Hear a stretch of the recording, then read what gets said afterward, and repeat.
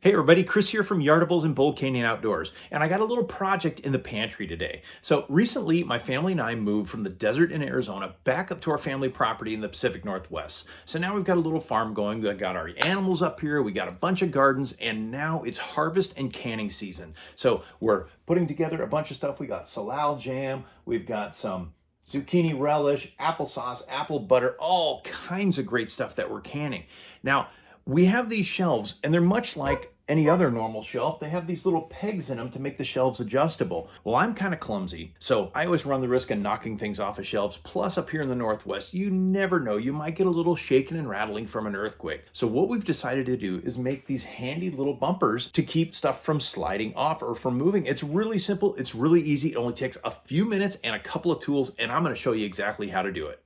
So here's a closer shot of what we're looking at. So we have the little adjustable height pinholes here, and the shelves sit on little pegs that go into the holes. Now what we're doing is we're taking advantage of an extra hole with a little piece of wood, and we bought some parts and put it together, and it just makes this awesome handy little barrier. Let me show you exactly what it takes to do it. Okay, here's everything you're gonna need to put these together. You're gonna need a tape measure, you're gonna need some wood screws, and of course, the little shelf pegs to hold them in place. Now, you need ones with holes drilled in them like this so you can mount it to the woods. I got these on Amazon. I'm gonna put a link down below on where you can get a whole big kit of these things.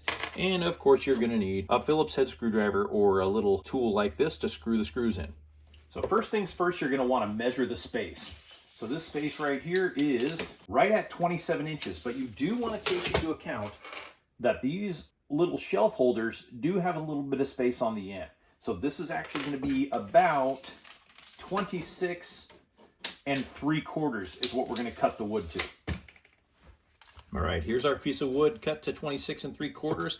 And what I'm going to do is I'm actually going to pre-drill a little hole right here. So we're going to line up the little shelf holder and we're going to pre-drill this hole. That way, you run less of a risk of splitting the wood when you put the screw into it. Next up, we're going to set our little shelf holder in place here. Get one of our wood screws. All right, so that guy's in. So now, you can't put both sides in, otherwise it won't fit into position. So let me show you how you're going to put it together. So we've got our little brace right here, and I've pre-drilled both ends and mounted the shelf support on one end. So first thing we're gonna do is we're gonna slide this into the desired hole like that. And we're not gonna put this one on yet because obviously it wouldn't be able to get into the hole. So now we can take this side, push this back a little, put our little mount in. Sorry if I'm in the way of the camera. And drop this down like this, and we'll put in the second screw. All right, here's a closer look at where we are on the second one. So it's just connected on one side, but not on the other. But once you put this shelf support into place, you can take your second wood screw and your screwdriver and screw that into the pre-drilled hole.